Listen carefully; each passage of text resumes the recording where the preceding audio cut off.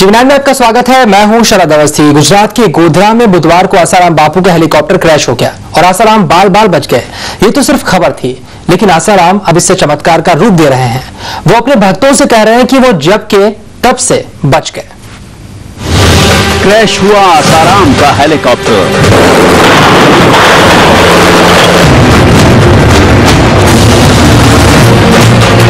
Landing के वक्त बिगड़ गया संतुलन।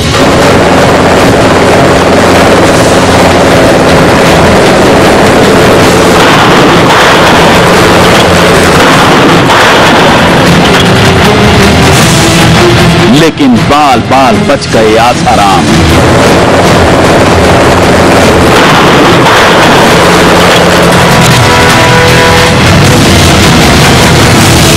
क्या ये हादसा आसाराम ने टाला?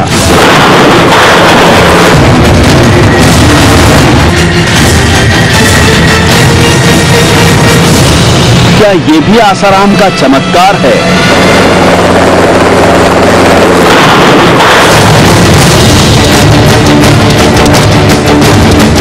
क्या ये कहीं से भी जब का तब है?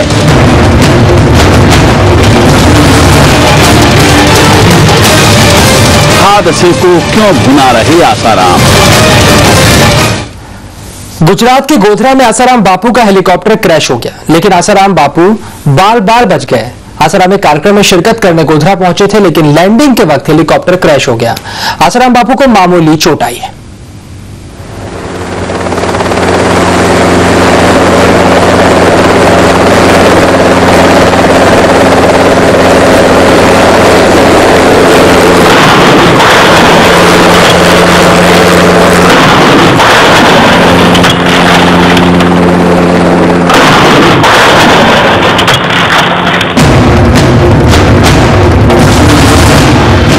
फीट की ऊंचाई से गिरा हेलीकॉप्टर। गोधरा में बाल बाल बचे आसाराम बापू। इस हेलीकॉप्टर की हालत देखिए। किसी हेलीकॉप्टर के ऐसे परखच्चे उड़ जाएं तो क्या हेलीकॉप्टर में सफर करने वालों का बचना मुमकिन होगा? लगता तो नहीं है, लेकिन आसाराम बापू के साथ बुधवार को हुआ है ऐसा ही चमत्कार। जिस हेलीकॉप्टर में आसाराम बापू के साथ 5 लोग सवार थे, वो 30 फीट की ऊंचाई पर लड़खड़ाने लगा। पायलट ने नियंत्रण खो दिया और हेलीकॉप्टर जमीन पर आ गिरा।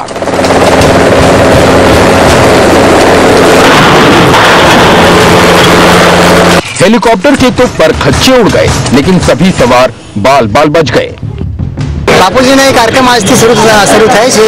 2 દિવસીય 3 દિવસીય પૂનમ દર્શન સત્સંગ કાર્યક્રમ જે માટે બાપુ અહીં આવ્યા હતા અને થોડુંક લેન્ડિંગ વખતે હેલિકોપ્ટર થોડુંક પ્રોબ્લેમ થયું અને હેલિકોપ્ટર પડી ગયું। બાપુને કશું થયું નથી, બાપુ સુરક્ષિત છે અને બધા જે સાથે હતા તે પણ સુરક્ષિત છે।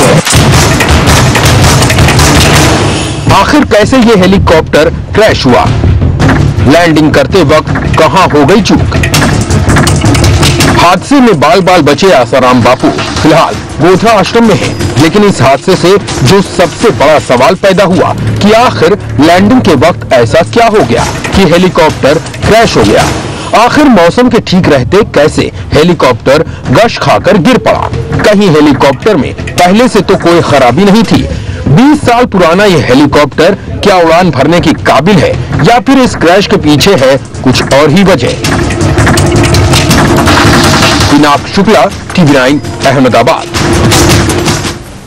आसाराम बापू का हेलीकॉप्टर क्रैश में बच जाना वाकई राहत की बात है, लेकिन क्या ये कोई चमत्कार भी है? ये सवाल तो खुद आसाराम बापू ने खड़ा कर दिया है।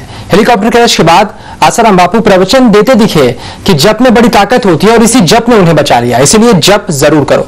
सवाल यह है कि क्या एक हादसे को चमत्कार का रूप देकर आसाराम ठीक कर रहे हैं? बाल बाल बचे आसाराम। क्या ये कोई करिश्मा था?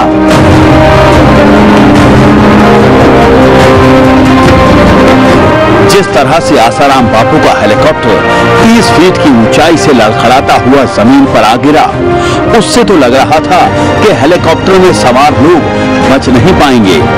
लेकिन न सिर्फ आसाराम बापू बल्कि उनके साथ हेलीकॉप्टर में मौजूद सभी लोग बाल बाल बच गए।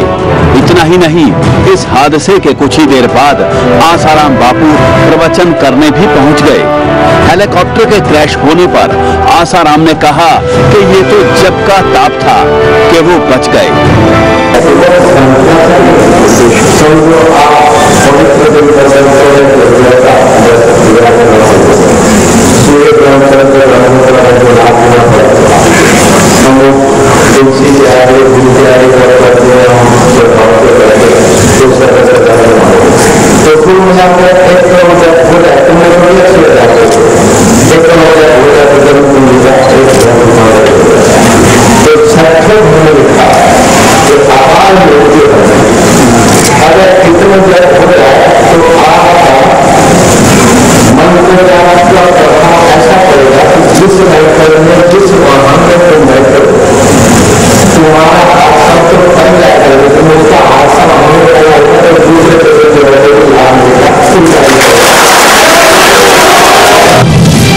आसाराम बापू कह रहे हैं उनकी जान जप ने बचाई।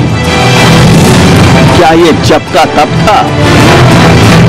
ऐसा नहीं है कि कोई हेलीकॉप्टर जमीन पर आ गिरा हो तो उसमें सवार शख्स की मौत हो ही गई हो। कई बार ऐसा हुआ है कि हेलीकॉप्टर क्रैश हुआ है और उसमें सवार सभी लोग बच गए हैं।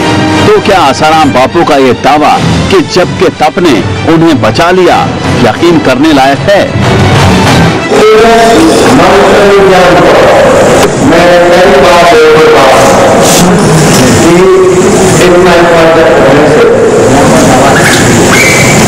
जब मैं कोई खाना वो मेरे बोलने को भगवान ने आज कहा जब पुराना वीसा पायलट भी समझदार था, फिर भी हेलीकॉप्टर का जो भी कुछ हुआ, लेकिन हेलीकॉप्टर के 3 की तरह हो रहा है ऊपर से गिरे और सबसे सब तना कर गए। क्या ये कोई चमत्कार था?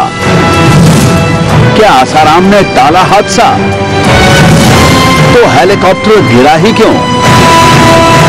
जबकि तब का दावा करने वाले आसाराम बापू शायद ये भूल गए हैं कि अनहोनी किसी के साथ भी हो सकती है और इसीलिए ये कहना कि जब के तप ने उन्हें बचा लिया सच से परे लगता है।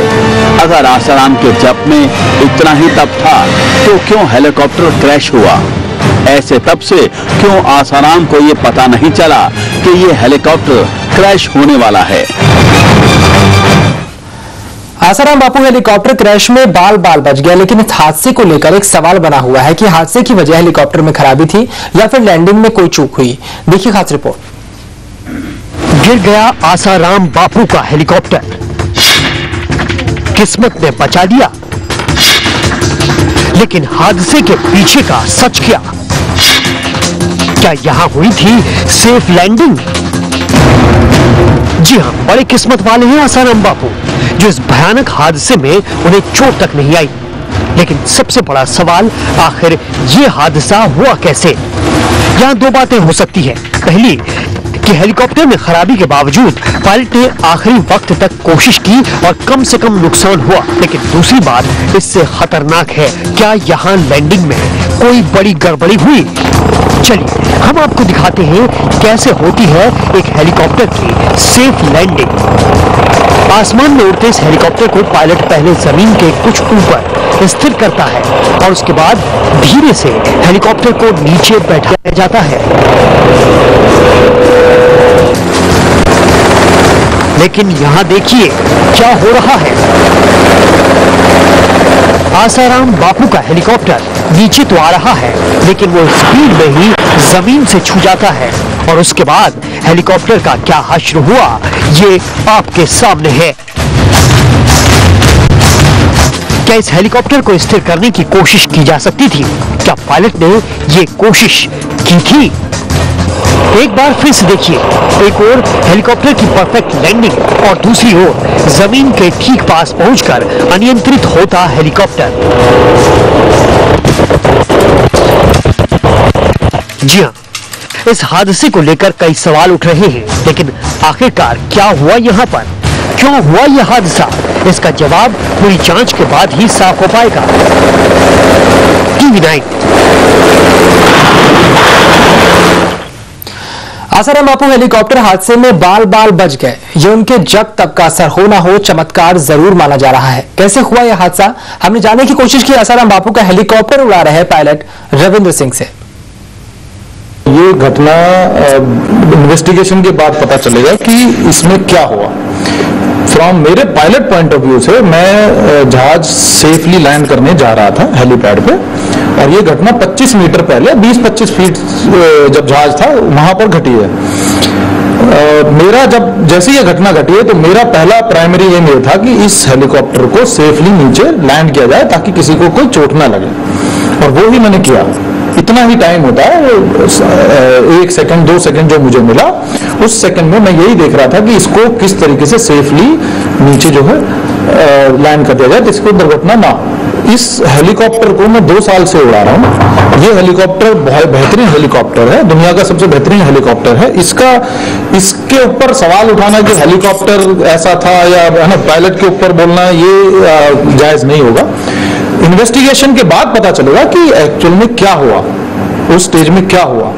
अभी फिलहाल यह है कि एक पायलट ने जितना उसका एक्सपीरियंस है अपना पूरा अप्लाई करने के बाद उस जहाज को सेफली लैंड कर दिया है, और वहां पर जो है लोगों को कोई इंजरी नहीं हुई है। एज ए पायलट मैं भी सेफली बाहर आया हूं, फिर उन पैसेंजर्स को मैंने बाहर निकलवाया है, उस जहाज का पूरा उसको सेव किया है ताकि उसमें कोई दुर्घटना से कोई आग ना लगे, कुछ उसका इंजन में कोई प्रॉब्लम ना हो, उसकी बैटरी कोई उसमें शॉर्ट सर्किट ना हो।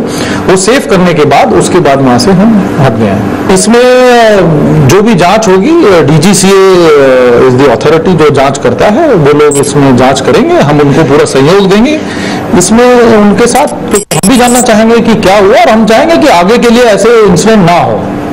सर, आप कितने साल से बापू के ये साथ पायलटिंग कर रहे हैं, क्या कर रहे हैं? ये बापूजी के साथ ये मेरा दूसरा एसोसिएशन था। मैं पहले भी बापूजी के लिए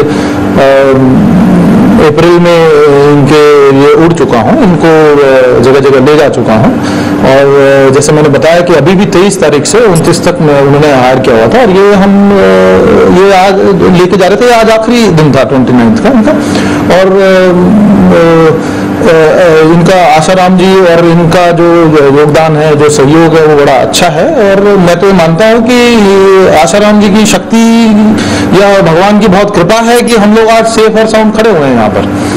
बापू कौन सी कंपनी के हायर करते हैं? ये तो मैं बता नहीं पाऊंगा किस किस कंपनी के हायर करते हैं, बट फिलहाल इन्होंने मेरा हमारे फास्ट टेली चार्टर्स का हेलीकॉप्टर हायर किया हुआ था, मैं उसमें पायलट था। वक्त से ब्रेक का, लेकिन ब्रेक के बाद देखिए सुप्रीम